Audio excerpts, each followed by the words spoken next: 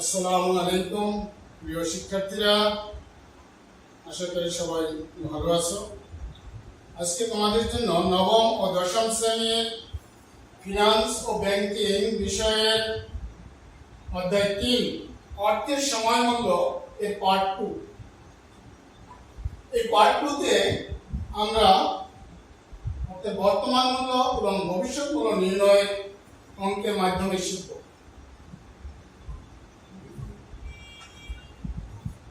বর্তমান মূল্য নির্ণয়। ভবিষ্যৎ মূল্য দেওয়া থাকলে সূত্রের মাধ্যমে আমরা বর্তমান মূল্য নির্ণয় করতে পারি।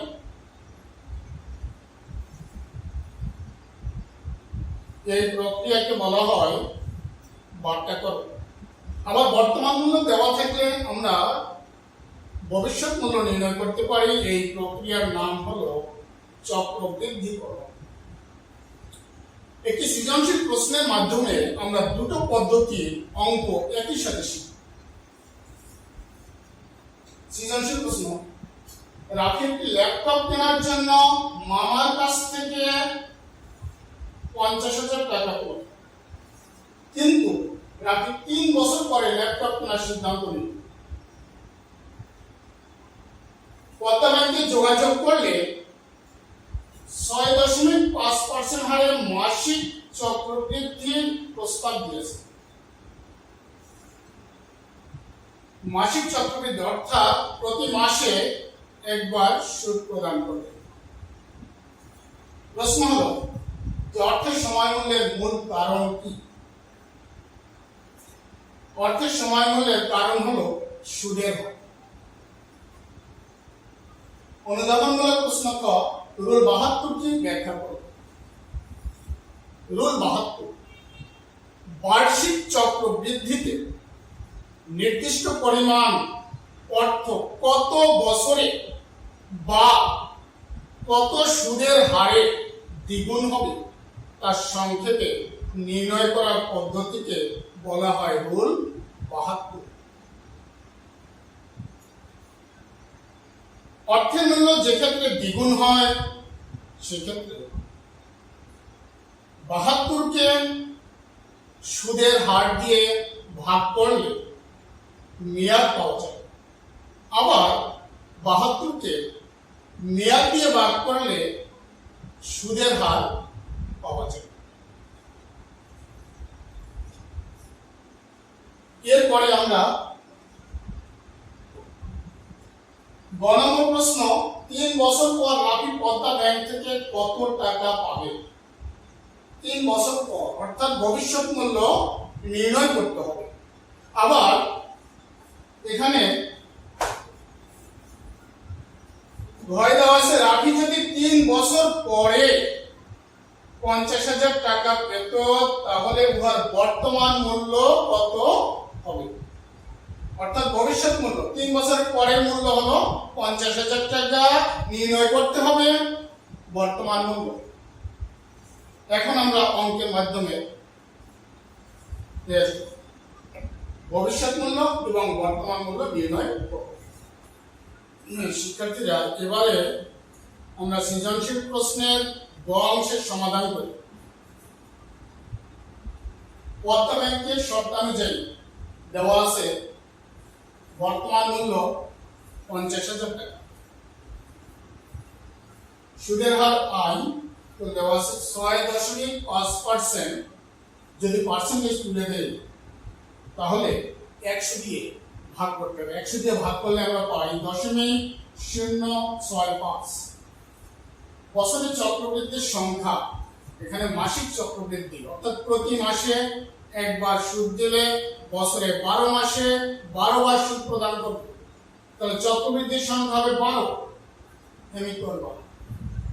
আর মেয়াদ 3 বছর, তাহলে ভবিষ্যৎ মূল্য কত হবে? অর্থাৎ 3 বছর পরে রাফি পদ্মা ব্যাংক থেকে কত টাকা পাবে? তাহলে ভবিষ্যৎ মূল্য হলো FD = PV * 1 + I division M পাওয়ার হলো N * A। প্রেজেন্ট ভ্যালু বর্তমান মূল্য 50,000 টাকা। এখানে সুদের হার আই 0.06, এম এর মান 12, এন এর মান নাম্বার অফ ইয়ার 3 বছর, এন এর মান চক্রবৃদ্ধির সংখ্যা 12।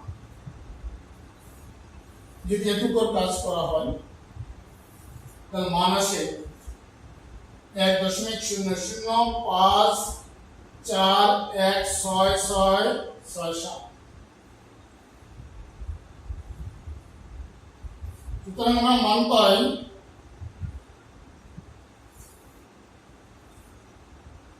পুরোটুকুর মান আসে 1.21467167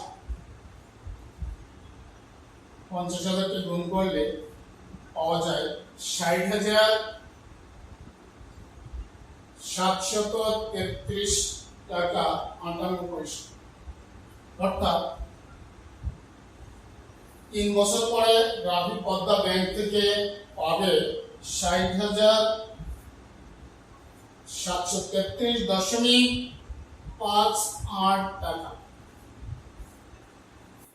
এবারে সৃজনশীল প্রশ্নের ঘ অংশে নির্ণয় করতে হবে বর্তমান মূল্য। অর্থাৎ 3 বছর পরে গ্রাফিকে 50,000 টাকা পাওয়ার জন্য বর্তমানে কত টাকা ব্যাংকে জমা রাখতে হবে। এখানে দেওয়া আছে ভবিষ্যৎ মূল্য 50,000 টাকা, সুদের হার 6.5% অর্থাৎ বা 0.065, বছরের চক্রবৃদ্ধির সংখ্যা 12 অর্থাৎ মাসিক চক্রবৃদ্ধি, আর মেয়াদ 3 বছর। সুতরাং বর্তমান মূল্য নির্ণয় করতে হবে। বর্তমান মূল্য PV present value equal FV division 1 plus i division m power n into n. এখন যদি আমরা সূত্রে মান বসাই, সূত্রে মান বসালে ফিউচার ভ্যালু ভবিষ্যৎ মূল্য দেওয়া আছে 50,000 টাকা। আই এর মান আমরা পেয়েছি 0.065, এম এর মান 12, পাওয়ার এন, এন এর মান 3, এম এর মান 12। এতটুকু যদি ক্যালকুলেটরে ক্যালকুলেশন করা হয় তাহলে মান আসে 1.214671627।